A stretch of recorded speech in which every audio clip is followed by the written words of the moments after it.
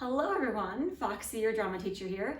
I know what you must be thinking. Hey girl, perhaps you should have, gotten ready for the camera before talking to us today. Well, that's exactly what I wanted to talk to you guys about. How do you get ready for an audition? Today I'm going to be giving you guys some tips and helpful pointers on preparing for an audition, either an in-person audition or an on-camera audition or a pre-recorded audition.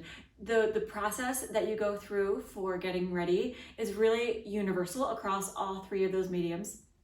So I'm going to show you what I would do to get ready for an audition, and I hope you find these tips helpful. Come along, let's have some fun. Welcome to my bathroom. So I have detoweled my hair, and I'm just going to talk to you for a few minutes as I start to get this ready for drying. The most important thing to think about when you are getting ready for an audition is how you're going to do your hair, how you're going to do your makeup, and what you're going to wear. Naughty, very naughty today. I didn't use enough conditioner. The same is true for girls and for guys with regard to clothing. Obviously, guys may not be as enthusiastic about wearing a full face of makeup, but you want to make sure that you present your best self. That doesn't mean you want to go completely glam, but it does mean you don't want to be drab. You don't want to go in and be like, I don't really feel like putting a lot of effort into my hair or into my makeup or into my clothing, because the casting table will see that. They will notice that. If you just opt for a t-shirt and jeans because you decide you want to be comfortable, so naughty. Then that's what the casting director is going to notice. They're going to say, oh, well, this person did not take the audition seriously enough to come well dressed or well prepared, and they will be less likely to get the role. This is especially true if you are videotaping your audition, because if you videotape your audition, for one thing, you're at home and you have all the time in the world to prepare for this audition. The other thing is that you can stop and start your audition as many times as you want to get it right.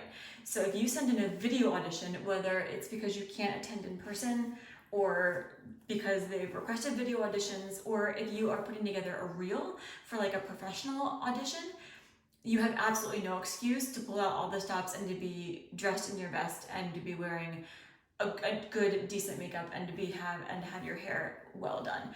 That doesn't mean you should have heavy makeup, or it doesn't mean you should be in a suit and tie or a dress or like a super glam dress. It just means you need to make smart decisions about putting your best foot forward for an audition, okay?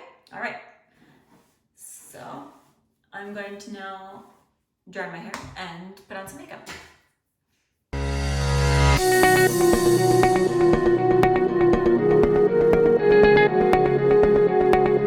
I should mention this while I'm thinking of it. It is very important that you wear something, and this is so true in preparing for an audition, but also for theater in general, that you wear something that you can do your hair in, that you can do your makeup in, and that you can get off easily and then put on your costume. While I'm preparing for an audition, I'm going to pull something out of my own wardrobe. It's not going to be a costume per se, but I do want to be able to get off this tank top easily, which is why it's a nice big scoop neck. Or if you wear a button-down shirt, that's a great option as well. Just something that you can really easily take off without ruining your makeup or your hair. Don't ever do hair or makeup in costume.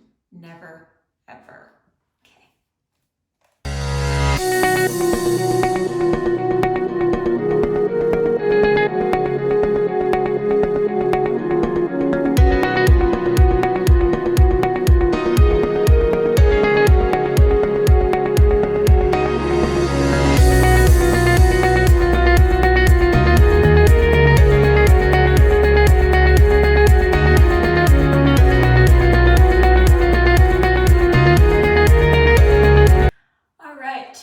Hair is good and dry. I'm just gonna give it some brushing.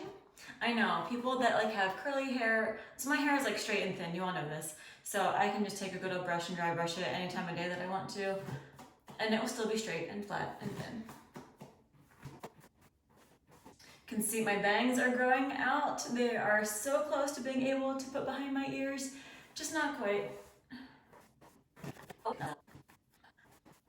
If I was going anywhere for any long period of time, I would run a flat iron through my hair just to give it a little bit more smoothness, but this video is really all I'm going to be doing today since we're still in quarantine.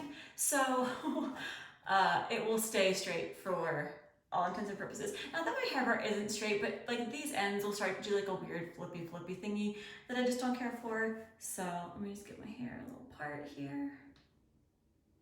There we go. And because these bangs, I just don't have the patience to deal with them, I'm gonna just pull a little clippy.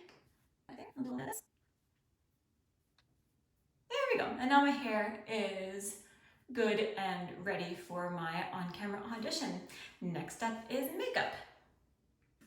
All right, next we are on to makeup.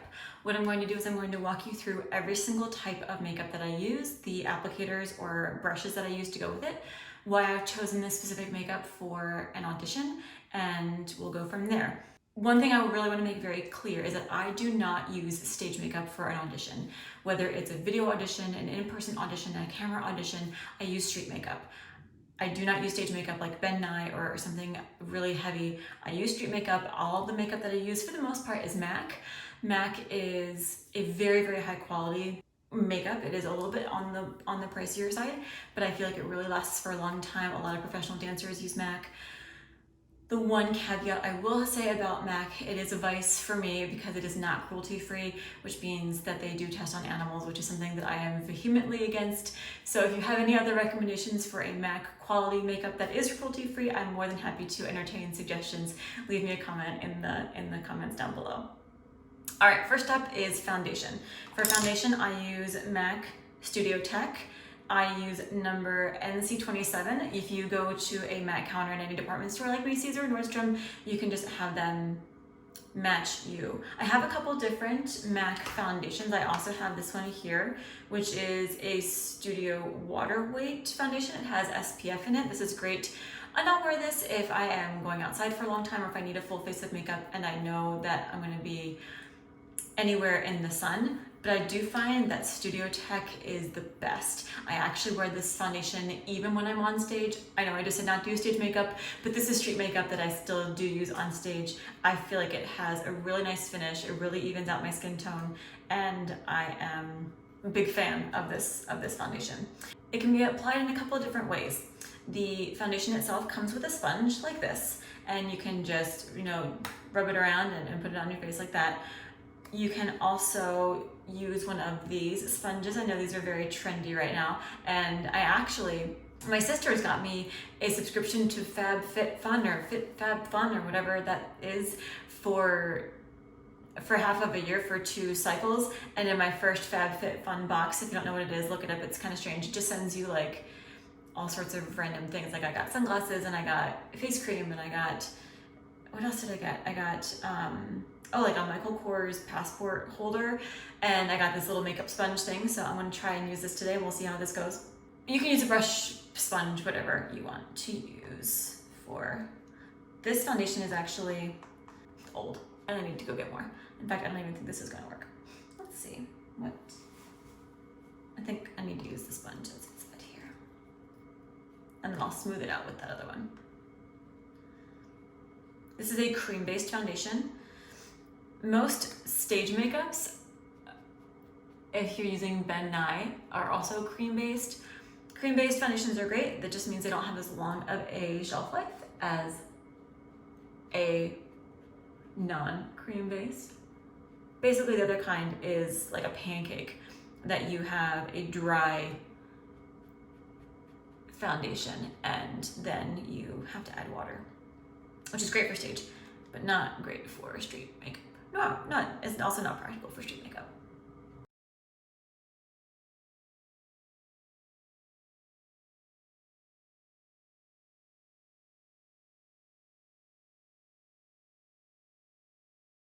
Here's a very important tip for you. Always, always, always put foundation on your eyelids and your eyebrows.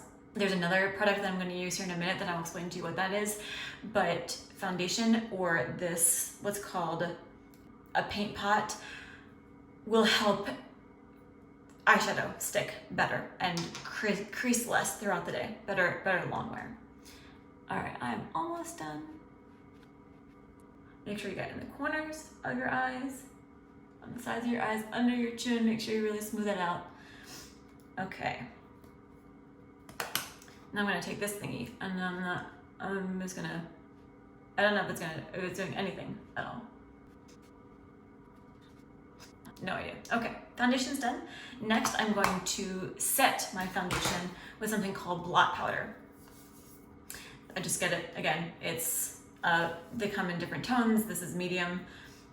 I'm sure you can get it in light or dark or whatever you need to match your skin color. Big old blush brush here. And this will just help set your foundation. Make sure you always tap a brush if you're using it. You don't need a lot. Okay, good. Next, I'm going to use something called a paint pot, and I'm going to apply this directly to my eyelids. This is something that, oh, my hair is falling out.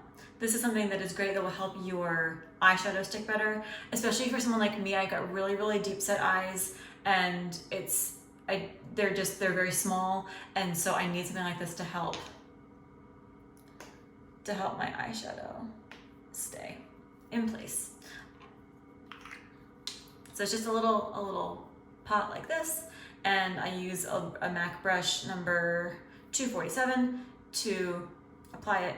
You don't need to use a MAC brush for any particular reason. Any brush you get from a department store or from a drugstore or from like a Target is fine. So I'm just gonna paint this on my eyelid.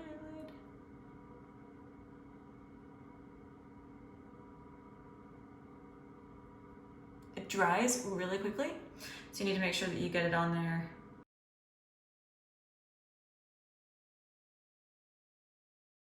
Good. If you do use brushes, please make sure you give your brushes a good wash out when you're done. Just warm water and soap, and then just leave them to dry on a paper towel, but dirty brushes are gross. All right, next is some blush. I use MAC blush, and this color is called Blush Baby. I actually bought this for my wedding, which means I've had this for almost 14 years. And just a smaller blush brush compared to the one that I used before. This is not a MAC brush. I literally got this at Target in a pack. So I'm just gonna roll the little brush around like that. Give myself a good smile.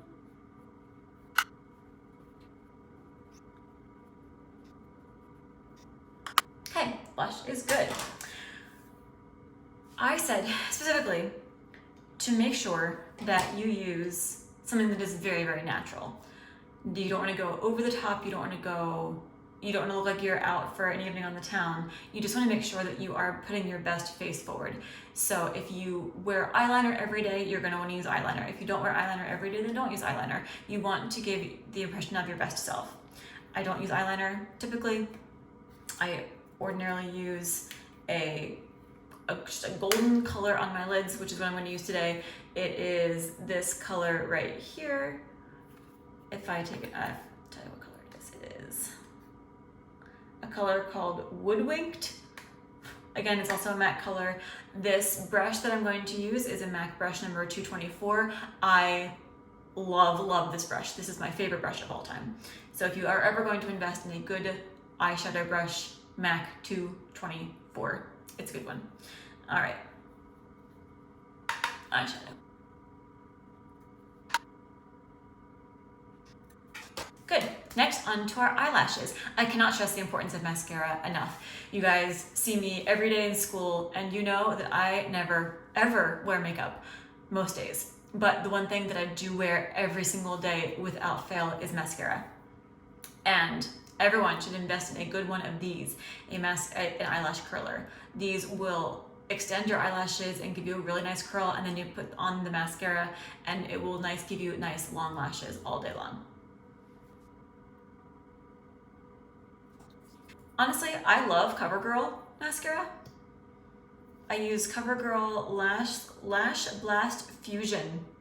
It's not very expensive. I buy it at the grocery store or at Walmart. I've tried like expensive mascaras, but they clump or they're gooky. All right, then when I'm done, I have a separate one of these, and what I like to do with this is I like to what's called brush my lashes. So I'm going to use this wide part to get out clumps. And then I'm going to use this part here, which is very similar to the tip of the mascara brush inside the mascara thing, only I clean it in between uses. So it is a clean brush, and so then what I do is I run it through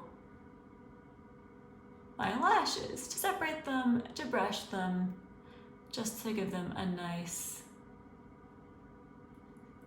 look. So you can already see the difference between my left eye and my right eye with mascara and without mascara. I'm a big fan.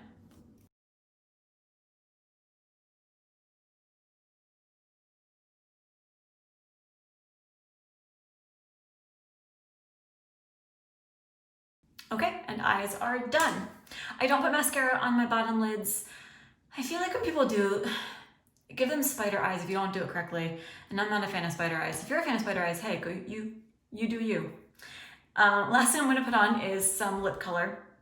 What I'm using today is Revlon Color Blast. What I like about this is it's a lip stain. And so what I do is I put it on, I rub it in, I let it stain, and then I actually take it off. I have a very defined Cupid's bow on my lip. So I like to make sure that that is highlighted when I wear lipstick. Okay, so it's on, and now I'm going to take it off. And what I like about this is that it just leaves me with enough lip color. I'm not a big fan of strong lip color. I think it looks amazing on other people. I don't personally like a lot of lip color on myself, so. I blot it off, but the stain still gives me enough lip color that I am now satisfied with, okay? Makeup, check. All right, my hair's done, my makeup's done, and now comes the most difficult decision, what to wear. This is probably the hardest thing to try and figure out. So what I'm going to give you are a couple quick tips and tricks to help you kind of weed through a wardrobe and help you make the best decision. First things first, minimize patterns. So what I did was I opened up a piece of my closet here, and I have a lot of dresses in here that have a lot of bold patterns on them. These are lovely dresses. I wear them all the time. They're very flattering when I wear them. They're lovely. They bring out my eyes.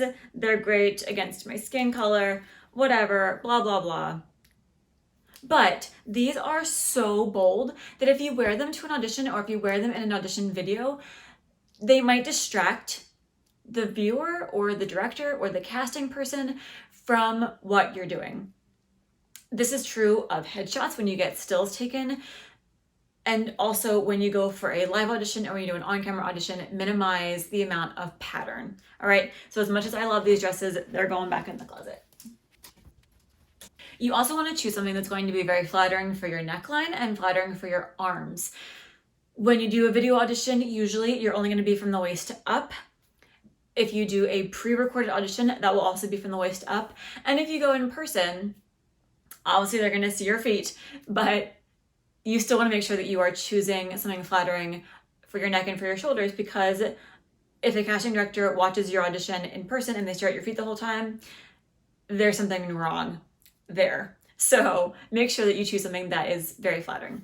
So looking at other options in my closet that have minimal or not as busy of patterns, I have things like this, which don't have very busy pattern. Well, maybe this one, I probably wouldn't go with this one even though it's very muted color. And I would not go with any of these because they are sleeveless and because they have no color. I want to make sure that I'm choosing something that has some color, that's not sleeveless, that isn't too high cut, these are all high cut, isn't too high cut, isn't too low cut. I want to choose something that is really going to complement me. So this side's no good. All right. So over to this side. and this is not my entire closet. I have an entire gigantic walk-in closet over there that's also full. But these are like my dresses and work pants and things like that. And since I'm going to an audition, I want to wear a dress or a nice jumper or something that will be very flattering for my figure.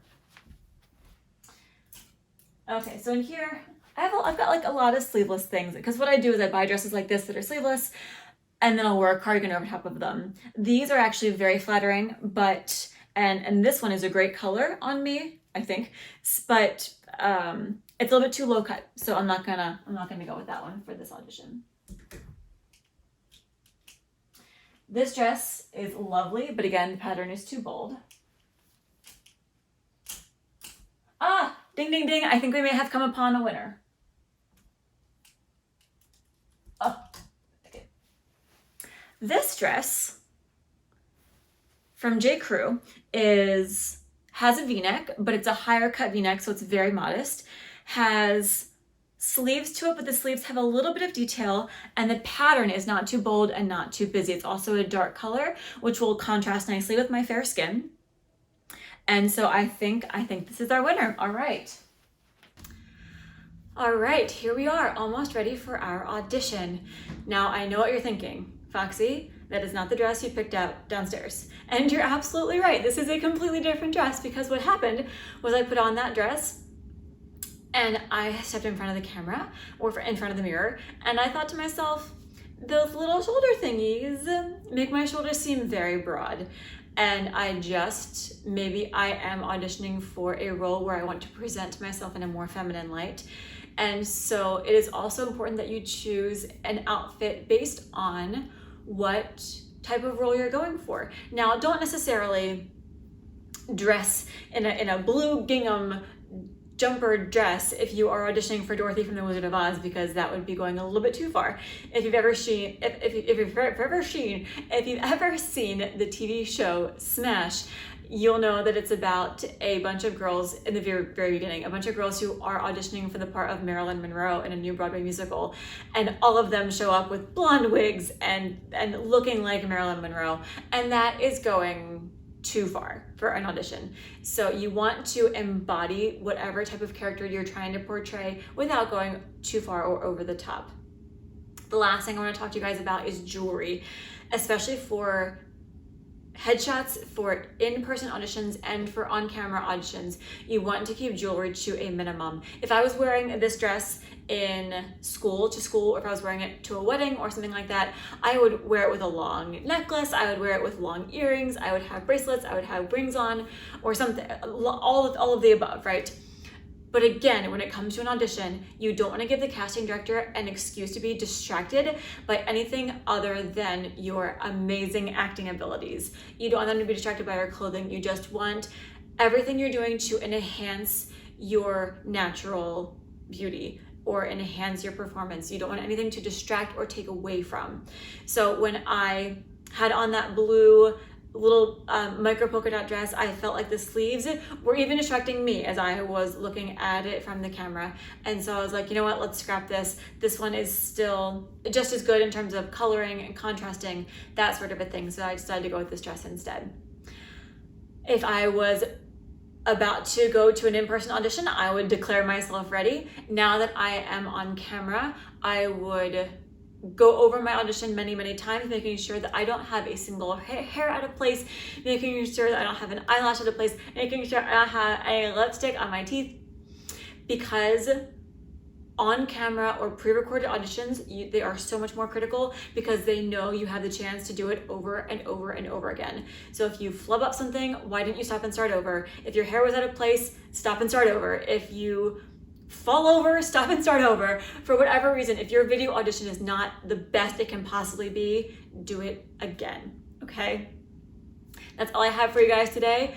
If you want to see a video on actually slating and how to deliver an on-camera audition, I'm going to have a future YouTube video that will go over all of those basics, and I will actually be delivering some monologues myself, so you can see where I'm looking at, how I'm moving, what I do with my body, with my arms, with my feet, so you can get some advice and some tips on how to deliver a successful on-camera audition. Until then, I'll see you later, guys. Bye.